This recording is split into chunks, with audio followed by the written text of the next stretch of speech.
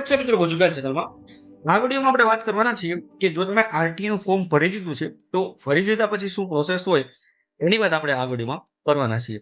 તો સૌપ્રથમ તમને આરટીઈ ની ઓફિશિયલ વેબસાઇટની અંદર આરટીઈ ની જેટલી પણ સંભવિત કાર્યક્રમ છે અહીં આપેલો છે। તો ફોર્મ ભરવાની જે તારીખ છે એ તમને ખબર છે એક્સટેન્ડ કરી દેવામાં આવી છે। 23/4 સુધી તમે લોકો છે ફોર્મ ભરી શકો છો। પછી 25/4 સુધી એ લોકો જિલ્લા કક્ષાએ તમારું ફોર્મ એક્સેપ્ટ કે રિજેક્ટ કરવાનો સમયગાળો જિલ્લા કક્ષાએ જે અધિકારી વેરીફાઈ કરે એ લોકો માટે છે કે 25/4 સુધી તમારું ફોર્મ છે એ લોકોને વેરીફાઈ કરવાનું હોય છે।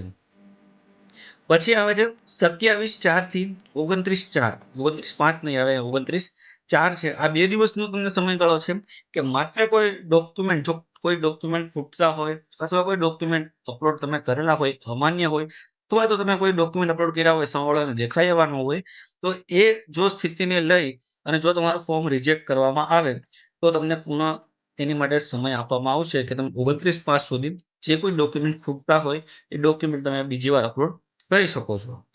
એની માટે જો કોઈ ડોક્યુમેન્ટ તમારી અરજી જો રિજેક્ટ થશે તો તમને એસએમએસ દ્વારા પણ જાણ કરશે અને તમે તમારી એપ્લિકેશનનું સ્ટેટસ પણ જે આરટીની ઓફિશિયલ વેબસાઇટ છે જેની લિંક તમને ડિસ્ક્રિપ્શનમાં આપી દઈશ એમાં પણ તમે જોઈ શકો છો। અહીંયા તમે અરજીની સ્થિતિ એની પર તમારે ક્લિક કરવાનું છે। અહીંયા તમારે તમારો એપ્લિકેશન નંબર નાખવાનો છે। હું અહીંયા એપ્લિકેશન નંબર નાખી દઉં છું।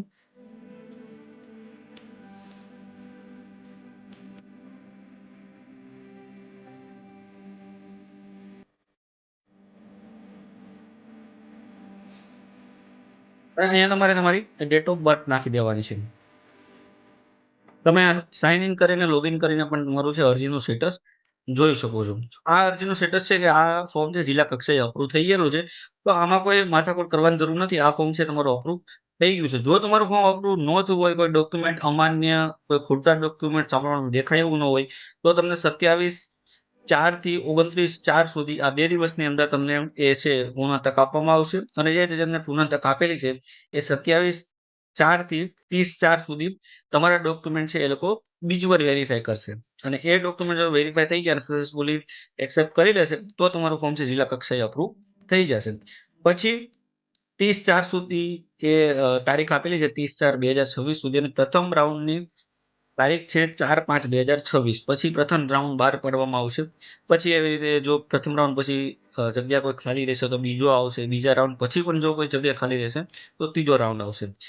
આવી રીતે આ લોકોનું છે આખું શેડ્યુલ નક્કી કરેલું હોય છે। એટલે તમારે ધ્યાન રાખવાનું છે કે તમે ફોર્મ ભરી દીધા પછી તમારે આ વેબસાઇટની અંદર સ્ટેટસ જોતું રહેવાનું છે। જો તમારું ફોર્મ અપ્રૂવ ન થયું હોય તો તમારે જે ડોક્યુમેન્ટ બીજી વાર અપલોડ કરવાના છે એ તમને સમયગાળો આપવામાં આવે છે એ સમયગાળાની અંદર તમારે કરી દેવાના છે। એટલે કે તમારે 25 તારીખ સુધીની અંદર, સોરી 29 તારીખ સુધીની અંદર જે ડોક્યુમેન્ટ તમારા અમાન્ય અથવા ખોટા ડોક્યુમેન્ટ હોય તમારે બીજી વાર અપલોડ કરવાના રહેશે જો તમારું અપ્રૂવ ન થયું હોય તો।